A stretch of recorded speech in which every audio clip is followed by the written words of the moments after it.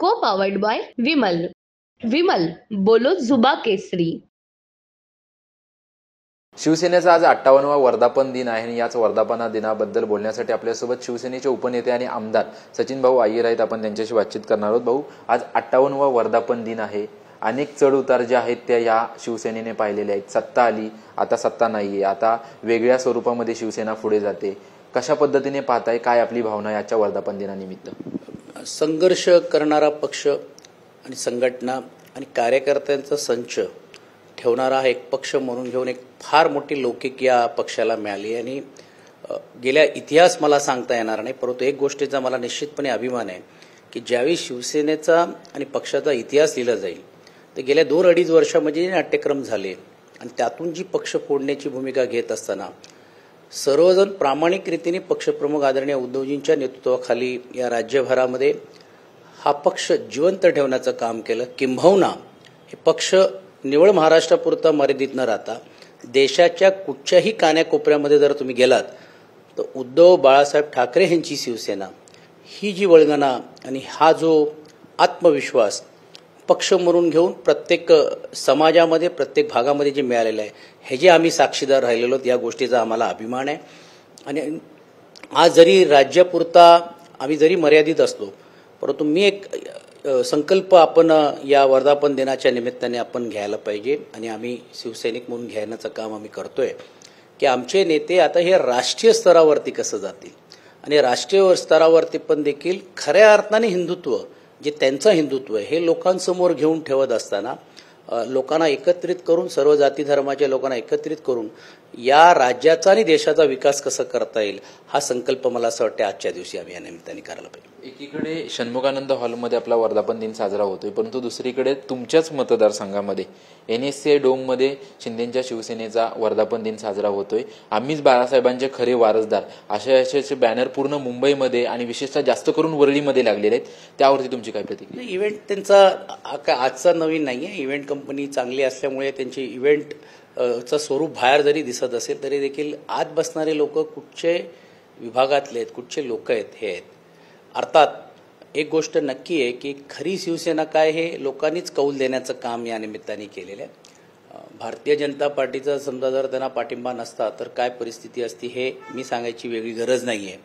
आणि त्याहीपेक्षा आज आम्हाला या गोष्टीचा आत्मविश्वास आणि या गोष्टीचा आनंद आहे की महाविकास आघाडीच्या एक चेहरा म्हणून आदरणीय उद्धव बाळासाहेब ठाकरे हे राज्यभर फिरले आणि त्याचा परिणाम म्हणूनच आज काँग्रेस असेल किंवा राष्ट्रवादी असेल ह्याच्यातल्या मोठ्या संख्येने हे लोक निवडून आलेले आहेत. आणि मी तुम्हाला अतिशोक्ती सांगत नाही की अनेक जी लोक काँग्रेस पक्षाचे खासदार ज्यावेळी भेटायला येतात, अनेक जे राष्ट्रवादी पक्षाचे खासदार जे भेटायला येतात, साहेब जर तुम्ही ही आघाडी घेतली नसती आणि ह्या प्रचाराला जर तुम्ही आमच्याकडे आला नसता किंवा तुम्ही ही भूमिका मांडली नसती तर कदाचित आज खासदार म्हणून आम्ही दिसलो नसतो. हेही सांगण्याची चा मोठा धाडस ते करतायत. ह्याचा अर्थच असा आहे की एक नेतृत्व, एक संघर्ष योद्धा या निमित्ताने का होईना, या निवडणुकीच्या निमित्ताने का होईना हे तयार झालेले आहे आणि तो आता लढतोय.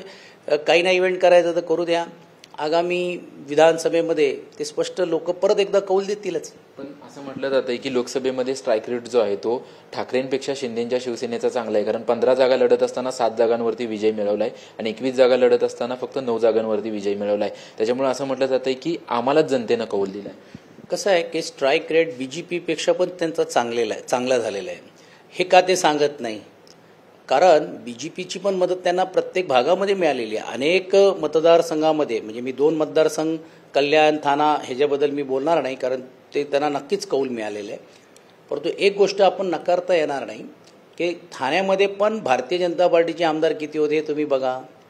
अनेक भागांमध्ये म्हणजे पुण्यासारख्या जिल्ह्यामध्ये तर आदरणीय बाळासाहेबांचा फोटो छोटा आणि मोदीजींचा फोटो मोठा असं घेऊन गेलेलं आहे. म्हणून आज तुम्ही बघितलं असेल की मावळची लोकसभेमध्ये पिंपरी आणि चिंचवड या दोन्ही ठिकाणी जिकडे BJPचे आमदार आहेत, एका ठिकाणी राष्ट्रवादीचे असेल पण BJPचे आमदार, तिकडे 77,000ची लीड मिळाली. ती जर लीड मिळाली नसती तर ते खासदार निवडून आले असते. तर असं असंख्य भागामध्ये पण ते केलं ते झालेलं आहे. आणि म्हणून स्ट्राईक रेट हे BJPच्या जोरावरती मिळालेलं आहे हे ते मान्य करायला तयार नाही आहे. आणि म्हणून मला असं वाटते आमची तुलना करण्यापेक्षा त्यांनी त्यांच्या स्वतः मित्रपक्षाची पण तुलना करायला पाहिजे ना. ती का करत नाही?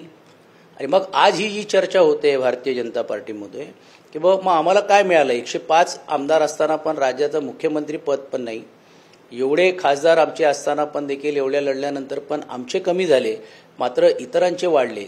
ही खंत त्यांच्या कार्यकर्ते आता बोलून दाखवत आहेत. एक वेगळा प्रश्न धैर्यशील माने असं म्हणतायत, केवळ घरात बसून राजकारण करता येत नाही किंवा भावनेवरती राजकारण करता येत नाही, असं फील्डवरती उतरून राजकारण करायला हवं, असं उद्धव ठाकरेंना धैर्यशील मानेंनी टोला लागवलाय. काय त्यांना उत्तर द्यायला? मला असं वाटते त्यांचं वय किती, त्यांची मर्यादा किती, काय बोलायचं नाही बोलायचं त्यालाही काहीतरी मर्यादा आहे. आणि मला असं वाटते अशा लोकांना उत्तर देऊन फार मोठं करण्याची गरज नाही. ठीक आहे, आपण खासदार झालेला आहात, किती जमिनीवरती आपण होता नव्हता, आता हा त्रिकोणी लढाई झाल्यामुळेच हा विजय आपल्याला मिळालेला आहे.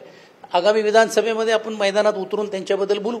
आगामी विधानसभेमध्ये शिवसेनेचा भगवा झेंडा विधानभवनावरती फडकवणार का? कारण काल विधानभवनावरती फडकवण्यासंदर्भातचं ट्विट देखील जे आहे ते आपल्या पक्षाकडून करण्यात का नाही. आमच्या प्रत्येक शिवसैनिकांच्या मनामध्ये ही भावना आहे की भगवा हा फडकलाच पाहिजे आणि आदरणीय उद्धवजींच्या नेतृत्वाखालीच व्हायला पाहिजे. ही काय व्यापक आहे, परंतु आज महाविकास आघाडी म्हणून आम्हाला लोकांसमोर जायचं आहे. कारण अवघ्या काही दिवसा अगोदर जे लोकांनी कौल दिलेलं आहे ते शिक्कामोर्तब या आघाडीवरती आणि हे जे समीकरण आहे ह्याच्यावर झाल्यामुळे ते समीकरण घेऊन पुढे जाण्याचं काम आम्ही करतोय. पण ह्याचा अर्थ असं नाही की पक्ष आम्हाला काय बंद करायचं का, त्या भागामध्ये जिकडे आम्ही लढणार नाही त्या भागांमध्ये पण आम्ही लढतोय. आणि म्हणून ज्यावेळी आम्ही 288 विधानसभेमध्ये पक्ष संघटनेची मजबूतीने तयारीला लागा, हे ज्यावेळी आम्ही का सांगतोय की कुठे आमचा पक्षाचा उमेदवार असेल, कुठे आघाडीचा असेल, त्यालाही तर आपल्याला ताकद द्यावी लागेल, तेही तरी निवडून यायचं आपल्याला आणावं लागेल, तरच ही सत्ता येणार आहेत.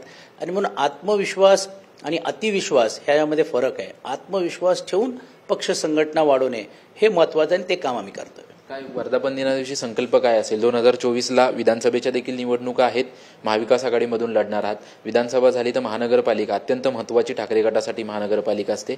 संकल्प काय असणार आहे वर्धापन दिना? नक्कीच संकल्प हा आम्ही करतोय की सर्व कार्यकर्ते जे निष्ठेने आमच्याबरोबर राहिलेले आहेत, आमदार नसताना, खासदार नसताना, पक्षाचं चिन्ह नसताना पण देखील, कुठच्याही यंत्रणा नसताना देखील ही ताकदीने आम्ही ज्यावेळी लढलो आणि जे लोक आमच्यावर राहिले त्यांना बरोबर घेऊन आम्ही हा संकल्प करतोय की आगामी काळामध्ये विधानसभा असेल, महानगरपालिका असेल, मुंबई महानगरपालिका असेल, पुणे महानगरपालिका असेल, पिंपरी चिंचवड असेल, ह्याच्यात आम्ही भगवा फडकवल्याशिवाय स्वस्थ बसणार नाही. हा निर्धार घेऊन आम्ही लोकांसमोर जातोय. लोकांचे प्रश्न मांडण्याचं काम आम्ही आदरणीय पक्षप्रमुख उद्धवजी असतील आणि विशेषतः आदित्यजी सातत्याने करत असताना आपल्याला पाहायला मिळतं. आणि तोच निर्धार सर्व पक्षाचे नेते घेऊन पूर्ण ताकदीने उतरण्याचं काम आम्ही करणार आहोत. धन्यवाद आमच्याशी बातचीत केल्याबद्दल. आपण पाहतोय की आज शिवसेनेचा वर्धापन दिन आहे आणि या वर्धापन दिना दिवशी महाराष्ट्राच्या विधानसभेवरती आणि मुंबई महानगरपालिका असेल, पुणे पिंपरी चिंचवड महानगरपालिका असेल, या सर्व महानगरपालिकांवरती आम्ही आमचा भगवा झेंडा फडकवण्याचा निर्धार आम्ही करतोय, अशी प्रतिक्रिया जी आहे ते सचिन भाऊ अय्यर यांनी दिलेली आहे. कॅमेरामन नागनाथसह निवृत्ती बाबर, TV9 मराठी, मुंबई. को पावर्ड बाय विमल. विमल बोलो जुबा केसरी.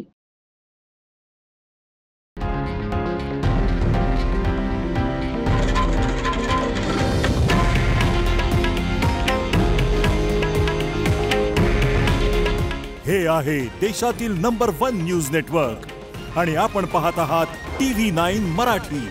काळजी तुमची, हित महाराष्ट्राचं.